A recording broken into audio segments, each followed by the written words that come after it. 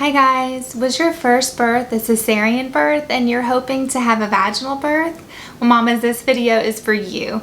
I'm Haley, I'm a childbirth educator, certified breastfeeding counselor, doula, childbirth educator, and mom of 3. And I had a vaginal birth after 2 C-sections. In this video, I'm going to go into a little bit about my previous birth, my previous birth experiences, and then 5 tips to help you have a vaginal birth after a C-section.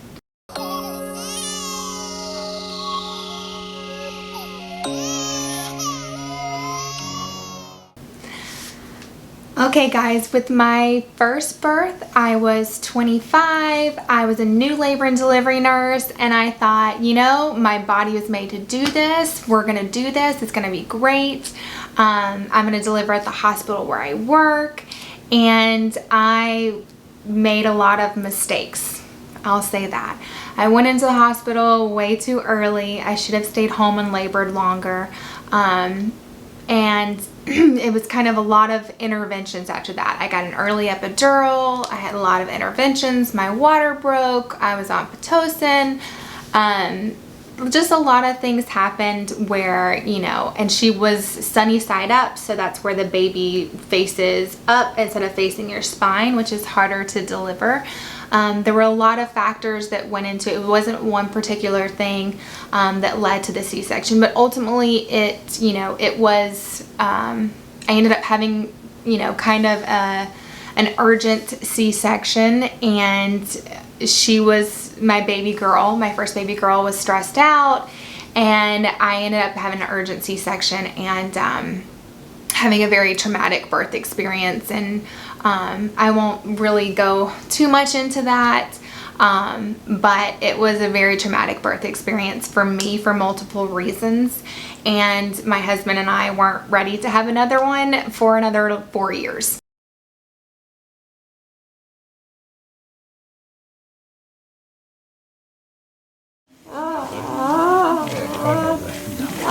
Oh my god.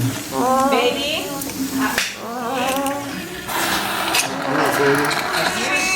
Oh, no, little poopy pants. I know, little poopy pants.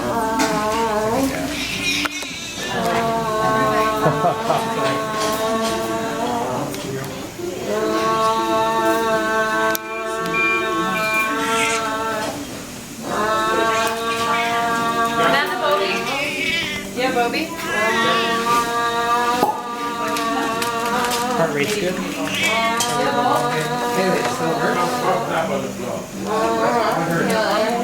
There's one in there. Look, one was inside. We got it, we got it. I'm not doing anything with that. Fast forward 4 years, we decide, okay, like, let's do this, let's have another one. And I, you know, educate myself about the risks and benefits of having a vaginal birth after a cesarean section, and I really wanted to do it, but I didn't really do much of anything to prepare physically. I just, you know, thought like, okay, things are going to be different this time, and I'm, you know, gonna wait and not go to the hospital so soon. And then my son, being the stubborn little boy that he is, decided, you know what, I'm not gonna come on my own. I'm happy in here, I'm not coming. And so when I went in for my 41-week appointment, my wonderful doctor did a ultrasound on me, and what we saw was that there were a lot of calcifications in the placenta, which means that your placenta is just not working as efficiently anymore. It's old and it needs to come out. So we induced labor. I was an induction, and that was a much more healing experience, and ultimately it ended in a cesarean birth as well, but it was a healing experience. It was a very controlled environment. We made the decision to go for a C-section. We got back in the OR, and I had like yoga music playing, and I had my husband there. I had the clear drape. So the clear drape is, you know, normally you see like in the movies where there's a C-section where they're like laying down like this and there's a drape that comes up so that you can't see any of the operation, which, let's be honest, you don't want to see, right? So with the clear drape, you still have that blue drape where you're not seeing any of the surgery. And you remember, you still have that kind of, you know, that pregnant belly. So you can't see what's going on when they're making the incision, all that stuff. But they have a blue drape, and on the other side of the blue drape is a clear drape. So right before baby comes out, they drop the blue drape so that you can see your baby emerge, and it feels very much more like a birth experience than this like really sterile surgical procedure, and you get to participate more in seeing your baby born coming out of you. And for me, that was just really healing.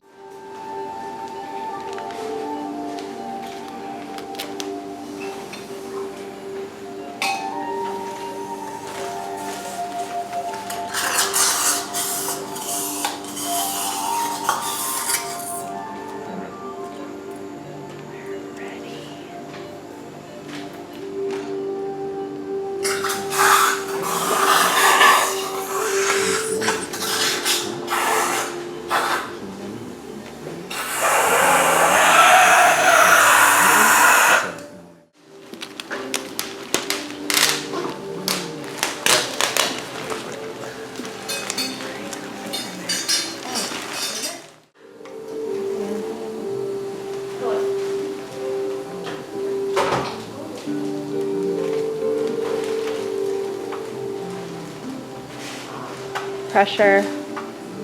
So much pressure. Holy moly, bud! You're big! Come on out! Oh my god, he's a big boy. Oh, I know! Oh, honey! Baby's out! And I remember saying when I got in the recovery room to my friend, I was like, and my husband, I was like, I cannot wait to schedule my next C-section. And those were my sentiments right afterwards. But then fast forward, and I work in labor and delivery and just seeing these beautiful births after beautiful birth, where a baby comes right out, you know, vaginally and on to mom for skin to skin, and she's looking at the baby and they're looking at the husband. It's just this whole really beautiful moment that I get to see over and over again for other people, but I didn't get to experience for myself. And I still felt like something was missing. And so I really prayed very, you know, well, first I got pregnant again. And then I just really prayed, and I said, God, like, if this is meant for, if you're blessing a vaginal delivery, then I will go into labor before my scheduled C-section date. And I kind of just said that to all my, you know, providers and everyone, and that was my mind frame going in. So I had a very faith-based mindset going into it, that, you know, I was going to do my part and prepare for everything, but, you know, you prepare and then there's God.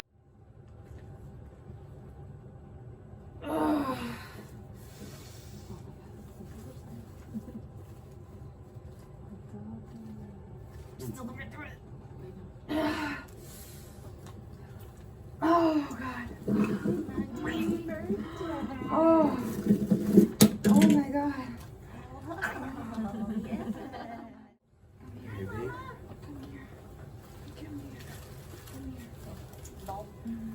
Okay, hi. What do we got? Oh my God, it's a girl. Hi, Isla. Hi, Isla. Hi, Isla. Hi. You're good, baby. There you go. There you go. There you go. Mommy's right here. Mommy's right here, my love. And so is Daddy. What did I do? The first thing I did was I educated myself. I looked at the most recent recommendations from ACOG, the American College of Obstetrics and Gynecology, to see what exactly they recommended. You know, that's the governing body of all the obstetricians. What do they recommend about, you know, having a vaginal birth after cesarean? And in looking at it, I realized, you know, the biggest risk is uterine rupture, okay? And that's at about After one C-section, it's about 0.5 to 1%. And after 2 C-sections, it's like a solid 1%. And for me, knowing I'd be in a controlled environment, that if that happened, they'd be able to safely get me and the baby out, I was willing to take that chance. And I'll do another video like all about the risks and benefits of a vaginal birth after cesarean. But for this one, it's just more tips that I did to have a vaginal birth after cesarean. You know, but I educated myself on, you know, the risks, on the benefit, and then I also looked at the reasons why I had C-sections before, why I wanted this vaginal birth, and I kind of just, you know, put all that together in a pros and cons list and said, okay, I want to move forward with this. So the next thing that was really important, the next step that's really important for you to do is to find a provider that supports your decision. So you can make this decision, but if you have a provider who is not comfortable with that or doesn't do VBACs, then you're setting yourself up for failure. So I would recommend that you do some research, talk to your current doctor about how they feel about it, and find either a midwife or a doctor who is supportive of you attempting a VBAC. And when I say supportive, they're not like, well, yeah, you know, you can give it your best shot. You know, we'll schedule your C-section, and then, you know, we'll see how it goes. Like, that's not supportive. If they're like, yeah, absolutely, we can do this, and this is why you should do this, and this is a great decision, and blah, blah, blah, you know, and they're being very supportive of it, then that is a provider that you should move forward with. You should also ask them, you know, how many VBACs did they do a year or a month, or how many clients do they have that have had successful VBACs?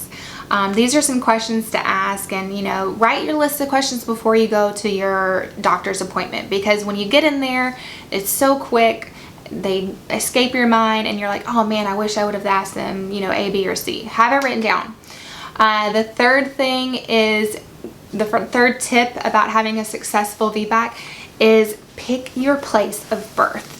So if you're going to a hospital that does not have a 24-hour anesthesia on call, I mean, not on call, but in hospital, in the house, they need 24-hour anesthesia, and they also need an OB/GYN there 24 hours a day. Because in the event that there is an emergency, you need anesthesia and a doctor to quickly and safely get your baby out. And so a lot of hospitals, they don't have that. So you need to find out if the hospital that you're planning on delivering at has those two things, and if they are a pro VBAC hospital. And it's very easy to find out. You just call them, ask to speak to the labor and delivery department, and, you know, when they answer, ask to speak to their charge nurse and just say, hey, I'm considering a VBAC, or I'm considering, technically it would be called a TOLAC, a trial of labor after cesarean. You know, I'm going to attempt a VBAC, a vaginal birth after cesarean. You know, so is your hospital supportive of this? And then that way, you know, you can kind of figure out, like, okay, maybe I don't want to deliver at that hospital. Let me see what my other options are. And then after you've kind of done that research, then you're going to prepare. So like I said, after my first birth, I didn't really do anything different physically. I gained a lot more weight with my son. And so how I prepared for my last child that I had a vaginal birth with was, the first thing was I stopped working out so hard, where I was doing a lot of squats, with weights and lunges and things that were tightening everything up, you know, because in this world of Instagram and fit pregnancy and everything, where you think, oh my gosh, I still have to look, you know, like fit while I'm pregnant, and I still have to, you know, have like this hard body while I'm pregnant. Like, that's not how you're supposed to be in your pregnancy state. You know, if you're natural like that, that's fine, but when you're pregnant, that's the time to like slow things down and loosen things up and be nice and just supple. And so that was one of the things that that I did, is instead of like doing all these weighted workouts and things, I did a lot of walking and a lot of stretching. And I did the Spinning Babies Daily Essentials video. I'm talking like the way that I slept, the way that I sat. So no more lounging back like this, because what this enabled was, pause, let me grab my baby. What this enabled was this is the heaviest part of the baby's head. So whichever way you're laying the most is which way that's going to float to. So this is how my first 2 babies were. And that's harder for you to go into labor on your own, and harder for you to labor, and harder for you to deliver when your baby is in this position, or a posterior position. So one of the things Spinning Babies talked about was sitting upright on your sits bones, or even leaning forward. And so what that does is put your baby in the most optimal delivery position, which is what I made sure that I did through my pregnancy, and my baby was in this position when I went into labor, and then for the whole last trimester too. So go to the Spinning Babies website. There's a lot of information about VBACs on there, and about the Daily Essentials video. That's really, for me, I feel like that was key, because I prepared my body. Instead of, we're not just a hard pelvis. We're also, there's a lot of ligaments and fascia, and fascia is like the connective tissue. So think about when you have an orange or a clementine and you peel it back and you see all those little like white parts that is kind of like holding the orange together. That's what you have all in here. And so if that's all really tight and those ligaments are all really tight, then your baby is not going to be able to get in the proper position and move down, and things aren't going to be able to go as smoothly than if they were all nice and like supple and relaxed. And they talk a lot about that in the Spinning Babies Daily Essential video.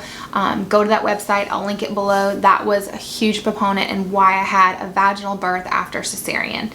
The last thing is to be positive. I work in labor and delivery. So the amount of people that were like, oh, you're trying to vaginal birth? That, even well-intentioned people that were like, oh, you sure you want to do that? There was so many things that finally I just had to like not talk about it, and not, if anyone started saying something, I would just say, you know what? It's in the Lord's hands. I'm doing everything to prepare. And so if it's up to him at this point. And I just really had that mantra the whole time. I personally, for me, because I had that mantra, I went ahead and scheduled my C-section date.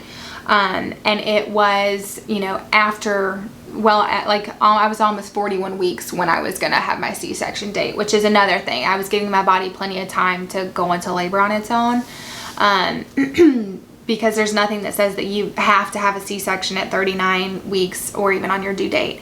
And, I just really stayed positive. I listened to positive pregnancy affirmations from Hypno Babies on my drive to work every day, on my walks, and just listening to that constant stream of subconscious positive affirmations about my body and my baby and my pregnancy really helped to solidify that positivity.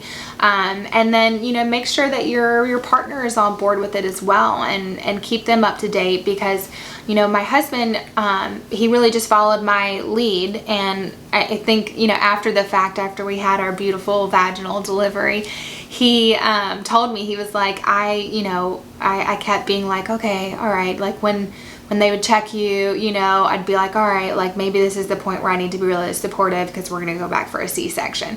And then when I was complete and pushing and he started to see the head crowning, he was like, oh my God, this is really happening. And his face just lit up. And when he saw that, he was like, oh my God. And later on, he told me that he thought, he kept thinking, oh, I'm going to have to be really supportive and loving because, we're going to have to go for another C-section and she's going to be really upset. And so, but luckily he didn't voice any of that to me. That was just fear in the back of his head, because what he voiced was nothing but a stream of positive, loving, caring, and uplifting, and I believe in you statements. So make sure your husband or your partner is very positive, encouraging as well, because you guys are really in this together. And yeah, so that's how I had a vaginal birth after 2 cesarean births. And if you guys have any questions, throw them in the comments. Please subscribe, because I'm going to do a lot more videos. And consider putting a thumbs up if you liked this video and it was helpful for you. And just remember, you know, in keeping with that positive attitude going forward, remember, you got this.